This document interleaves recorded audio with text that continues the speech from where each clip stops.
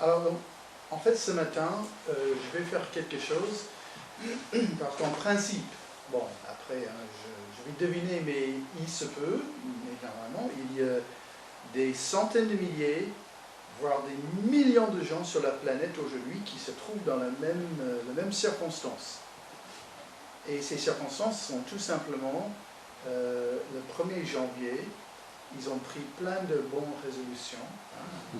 Je vais mieux manger, je vais faire du sport, je vais dépenser moins d'argent, je vais être plus gentil, et ensuite, et ensuite. Et là, ils regardent leur smartphone et ça dit, aujourd'hui on est le 6 février. Ouais, merci. On est le 6 février et ils disent la suite. Ah zut. Parce que ça fait un mois et ils constatent que cette bonne résolution que j'ai faite,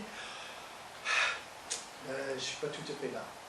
Et donc, je vais vous montrer un passage dans la Bible qui parle quand même d'une très très bonne résolution qui est faite une seule fois, mais après avec énormément de très très bonnes conséquences dans la vie. Donc, c'est un passage qui est très très connu. Je vous invite à trouver dans vos Bibles Romains chapitre 12, versets 1 et 2. Donc, c'est un passage qui est quand même très très connu. Et c'est tout à la fin, vers la fin du livre de Romains, et c'est surtout à la fin de 11 chapitres où l'apôtre Paul a parlé de un mot qu'on, je ne dis pas qu'on n'aime pas, mais un mot qui est malheureusement assez tordu dans notre monde aujourd'hui, mais après 11 chapitres de théologie. Et donc, on peut dire, oh, la théologie, c'est un peu compliqué, moi je vais rester simplement avec l'amour de Jésus. Et vous savez que l'amour de Jésus fait partie de la théologie. Franchement, parce que théos, c'est Dieu, et ologie, c'est le mot qu'on met toujours à la fin de quelque chose qu'on va étudier. Donc si on veut examiner, voir, si on veut même expérimenter Dieu, ben, il faut qu'on plonge la regard dans les écrits qui parlent de Dieu. On va faire donc une étude. Et là, il dit, verset 1, « Je vous exhorte donc, frères, par les compassions de Dieu. » Donc, c'est l'apôtre Paul qui dit à toute une église et ensuite à tous les chrétiens, ah ben, j'ai vraiment quelque chose d'essentiel pour vous. Ben là, ça va changer votre vie. Et c'est d'ailleurs par les compassions de Dieu. Donc, c'est-à-dire que toute la gentillesse que Dieu a fait pour nous. Donc, Manu, il a touché, hein, le fait que j'étais un ennemi de Dieu, j'étais pécheur, j'étais éloigné de Dieu. Et c'est exactement à ce moment-là, il a dit deux choses. Je vous aime, je vais vous proposer quelque chose qui va transformer votre vie, qui va vous sauver de tous les péchés, de toutes les bêtises que vous avez faites. Donc c'est par ces choses-là, Dieu va nous demander à faire quelque chose par la suite. Et c'est quand même intéressant à la fin. Il décrit un peu la façon de voir ce commandement de Dieu. Ça sera de votre part un culte raisonnable. Donc, on va faire rapidement une petite étude d'un seul mot, culte, qui est là. Donc, pour les grosses têtes, on va voir l'étymologie de ce mot, c'est-à-dire l'origine. Alors, pour expliquer pourquoi c'est essentiel, le 24 novembre 1994, ma femme et moi, on est descendus d'un avion qui avait fait Paris-Bordeaux. Mais avant ce vol-là, on avait fait New York-Paris. On a quitté l'Amérique et on est venu ici. Je vous ai dit plusieurs fois, mais c'est pas une blague. Hein. Quand on descendait cet avion à Bordeaux, ma femme et moi, on était légèrement dans la panique. Parce que dans l'avion New York-Paris, on s'est dit, c'était franchement un peu bête qu'on n'a jamais appris la langue française. Et là maintenant on va vivre en France. Alors ma femme est de Denise, j'ai tourné vers ma femme Denise et j'ai dit, t'as amené ce livre, apprendre le français en 30 jours. Oui, c'est là. Je déteste ce livre, c'est un mensonge, je vous promets. Hein. C'est pas possible. Et donc, on était un peu dans le panique et on dit, on regarde ce livre, page après page, oh ça c'est trop compliqué, ça c'est trop compliqué. Et là, on voit le mot qui est là, qui dit hello, bonjour. Ah, ça c'est excellent. Goodbye, au revoir. Ah, c'est bien. On tourne vers une page, et je vous promets, la page ça dit, oui, le WC. On voit l'équivalent en anglais, on dit, ah oui, ça c'est essentiel. Donc, on descend l'avion, et là, on dit bonjour, au revoir, où est la WC? Et on parlait la langue française. Et donc, on entre dans une école, on commence nos études, et on était avec les jeunes. On était à la fac, donc il y avait même des jeunes qui étaient dans l'église. Et un jour, avec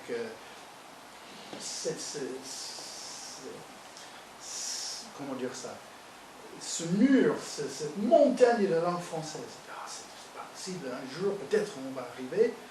Et donc les jeunes autour de nous commençaient à dire un mot, mais on n'avait aucune idée. Oh la vache, oh ça c'est vachement chouette. Vache, vachement. On regarde dans le dictionnaire français-anglais et on voit... Non, mais il y a quelque chose qui ne va pas avec ce français, franchement. Et donc, on a compris, ça ne parle pas littéralement de l'animal, mais à ce jour, je n'ai pas fait quelque chose que peut-être je dois faire. Ça vient d'où? Qui était le premier Français qui voyait quelque chose chouette et qui a dit « Oh la vache !» Bon, mais ça, c'est les langues. Je sais pourquoi, mais je rigole toujours quand quelqu'un dit « Oh, je le kiffe !» Ah, ok, d'accord. Je vois d'où ça vient. Mais ici, on a un mot culte qui est venu d'où? Et un petit souci. Au moins, je suis dans une pièce avec les Français, et je peux dire, alors pourquoi on dit vache, et pourquoi on dit vachement, et pourquoi je dis je kiffe. Et là, on peut discuter parce qu'on est avec une langue vivante. Et là, on a un souci. Il n'y a plus de grec, de vrais grecs de cette époque-là. Il y a des grecs en Grèce, mais ce n'est pas tout à fait la même langue. Alors, mais ce qui est vraiment incroyable, il existe tout un tas d'écrits que les archéologues et les historiens, ils ont trouvé les écrits de l'époque de Jésus, avant l'époque de Jésus, et comme ça, on peut comparer la façon que le mot est employé. Donc, le mot que nous voyons ici, culte, était d'abord, tout simplement, un boulot. Un boulot, un culte. Comment ça? Au fur et à mesure, ce mot boulot a été transformé dans l'idée de carrière ou presque un appel. C'est-à-dire que c'est plus que simplement un boulot, c'est devenu carrément une forme d'identité de quelqu'un. Quelqu'un il se lève, il dit « je suis enseignant à l'école ». Et ce n'est pas juste mon travail, moi je suis un enseignant. Je travaille avec des gamins en CP. Et je vois, ils entrent et ils ont du mal à faire du maths, ils font des fautes en grammaire. Et là, je suis un enseignant, mais de A à Z, je vis ma vie. Ma carrière, c'est ça. Et donc, même aujourd'hui, on voit plein de gens qui aiment énormément leur travail. On voit beaucoup d'autres qui n'aiment pas le travail, hein, donc ce n'est pas toujours catégoriquement la chose. Mais ce mot est transformé avec cette idée, ce n'est pas juste un travail, mais c'est un appel, c'est une identité. Et là, avant Jésus même, dans les temples, dans les lieux aussi où il y avait les dieux païens, ceux qui travaillaient, donc quelque part les prêtres, ils ont dit, ah, nous on va prendre ce mot-là, parce que ce qu'on fait, ce n'est pas juste un boulot, on travaille pour Dieu ou pour nos dieux.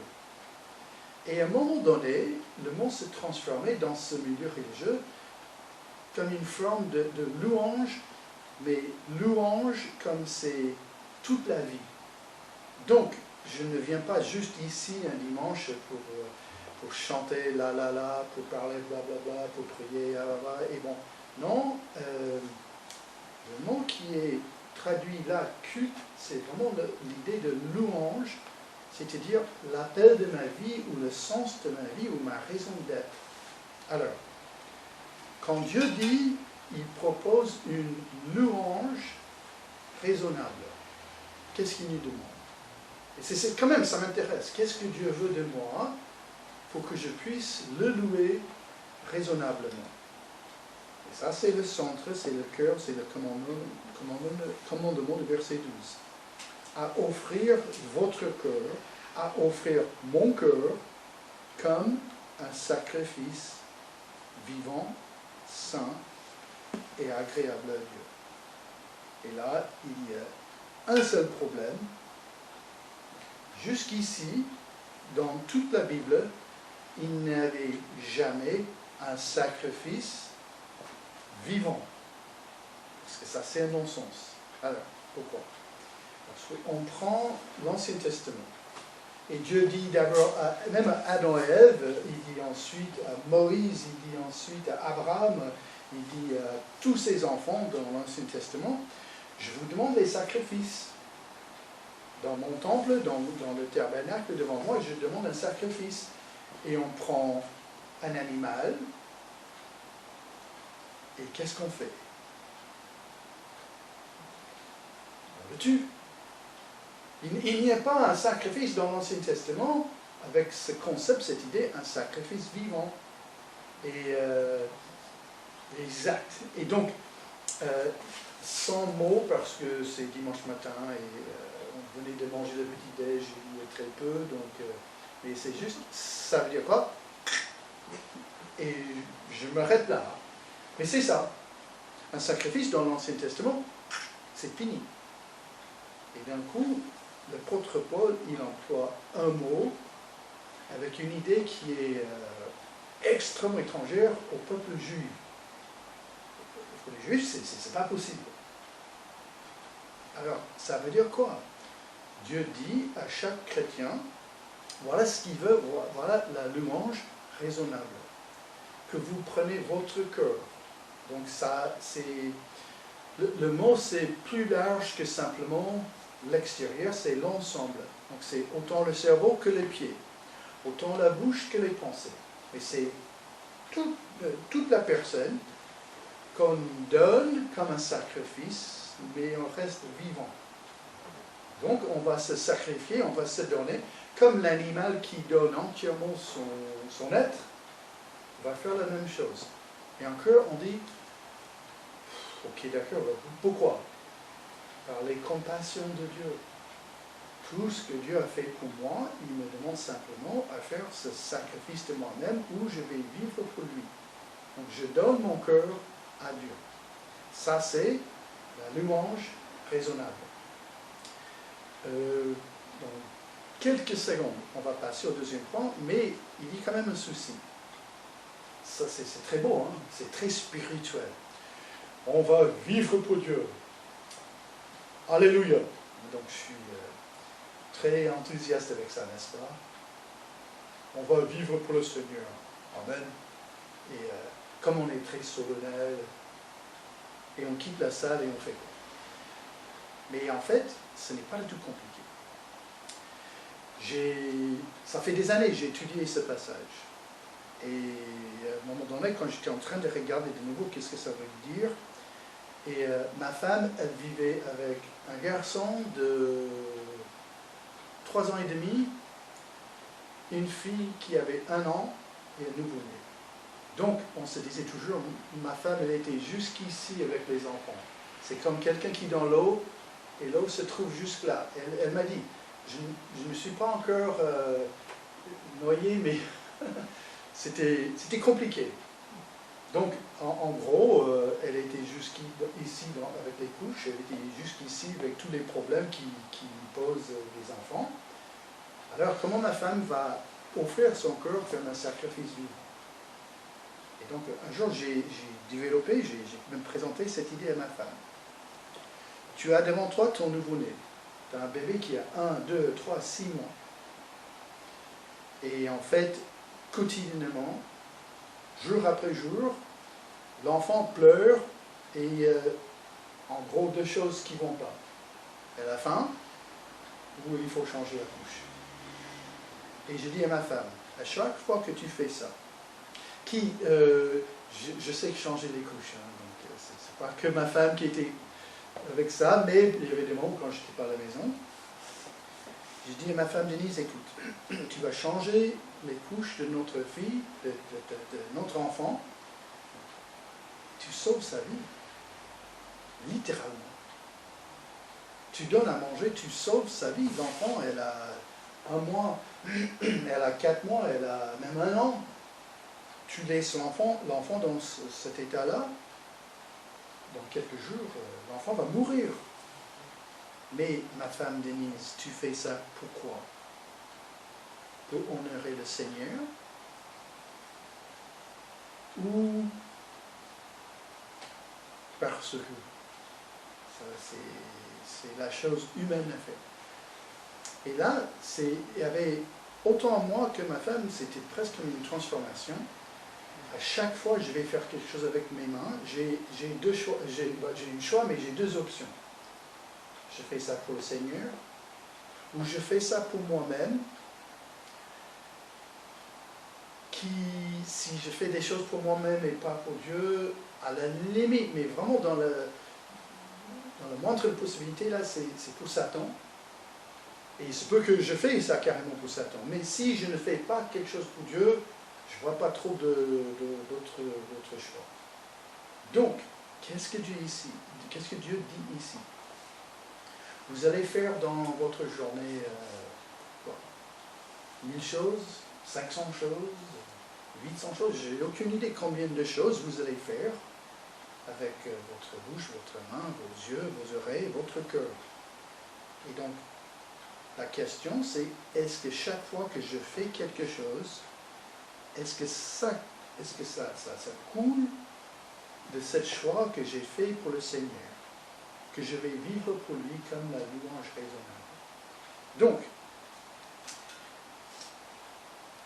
ici, quand on voit ce verset, ça dit je vous encourage à offrir votre cœur comme un sacrifice vivant.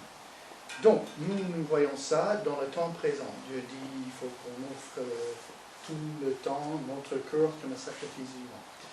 Quand l'apôtre Paul il a écrit ça, il n'a pas écrit ça dans le temps présent, il a écrit ça, même pas dans le passé composé, c'est un temps qui s'appelle le temps aoriste, qui est un point. Donc, c'est-à-dire que Dieu nous encourage ici à faire ce choix une fois pour tout. C'est presque comme la naissance de quelqu'un. Donc, c'est-à-dire, il est né, c'est fait. Et Dieu dit ici, je vous demande une fois pour tout de dire, oui Seigneur, je vais vivre pour toi, c'est comme ça. Donc, j'espère que c'est votre cas aujourd'hui. Vous avez déjà dit, oui Seigneur, pour toi, je vais faire ces choses, je vais vivre pour toi. C'est bien dire ça, mais on n'est pas bête, on voit la suite. C'est comme les bonnes résolutions. 1er janvier, je vais vivre pour le Seigneur à fond, à fond. Le 7 janvier, ah oui, j'ai oublié, je vais vivre pour le Seigneur à fond. Il y avait un moment où j'étais un peu distrait. On arrive mi-janvier, un jour sur 2, c'est pas mal. Hein? J'espère que c'est pas comme ça, mais on voit que notre fidélité à nous, parfois, mais l'important c'est qu'on a fait ce choix. On peut regarder en arrière en disant, non mais moi j'ai choisi, j'ai décidé, comme on chante, dans mon cœur j'ai choisi de suivre Jésus. Alors, c'est quoi la suite? Ça c'est verset 2.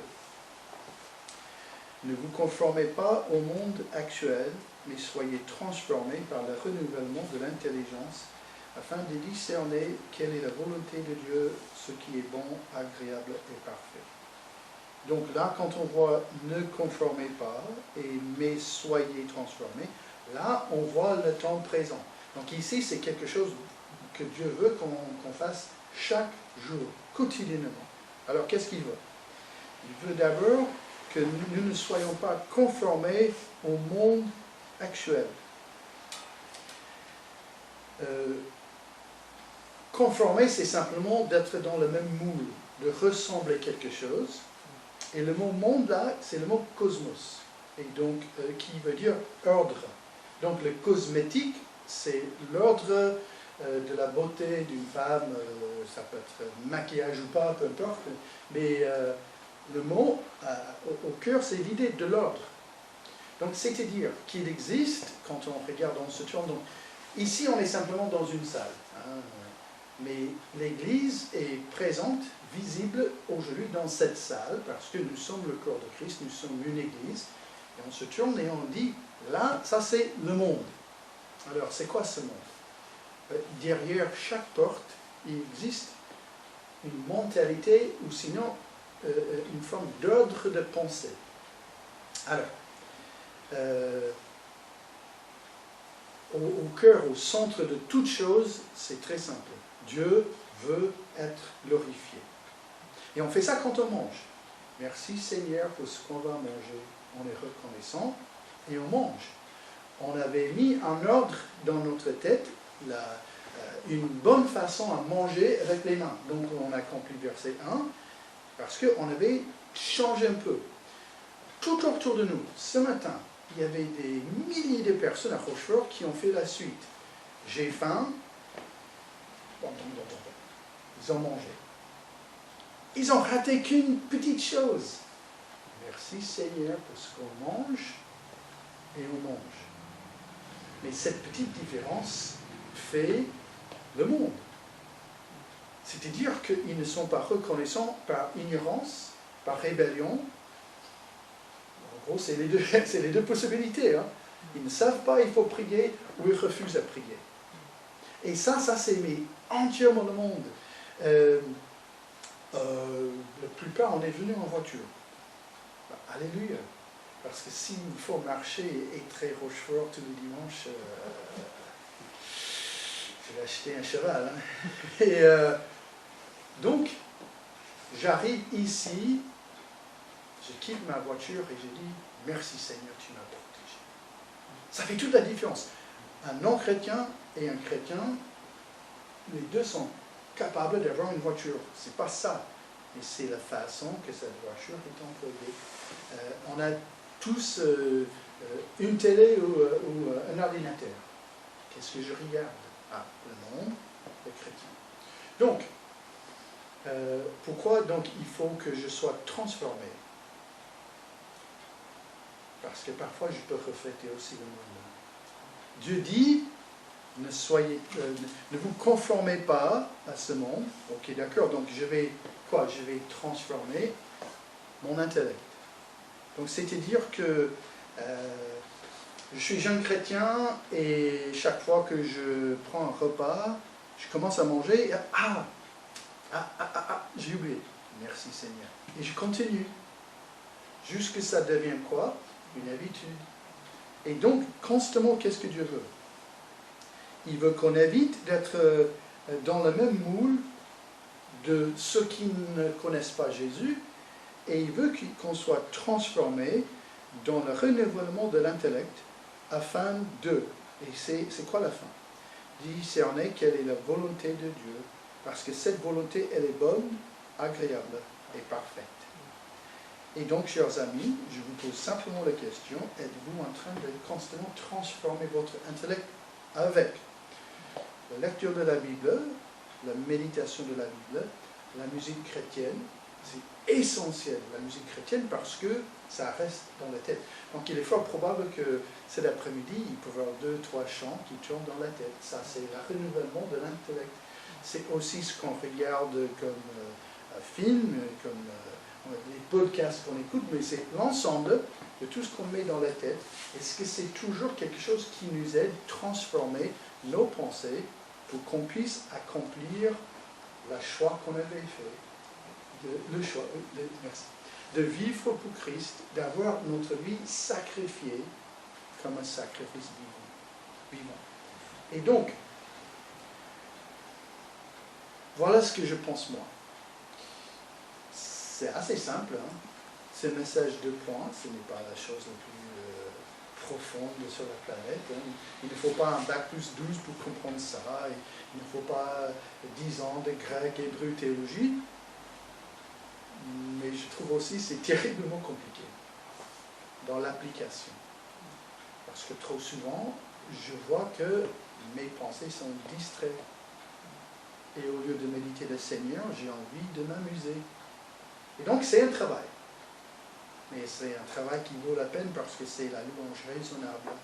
C'est la volonté de Dieu. Et à la fin, j'arrive à discerner la volonté de Dieu et elle est bonne, agréable et parfaite. Donc à la fin, il y a vraiment une récompense énorme que Dieu nous donne si on s'applique à ce passage. Prions. Seigneur, on te remercie pour ce que tu nous donnes dans ta parole. Je te remercie, Seigneur, pour ces deux versets qui nous aident dans notre vie chrétienne.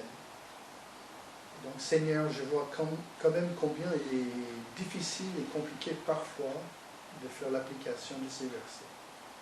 Donc, Seigneur, on a besoin de toi, on a besoin de ton Saint-Esprit, Seigneur, pour nous éclairer et pour nous montrer, Seigneur, le bon chemin. Donc, Seigneur, je prie que nous puissions être davantage engagés, Seigneur, consacrés pour toi. Et donc, Seigneur, dirige tout ce qu'on dit, tout ce qu'on fait, pour ton honneur et ta gloire. Amen. Amen.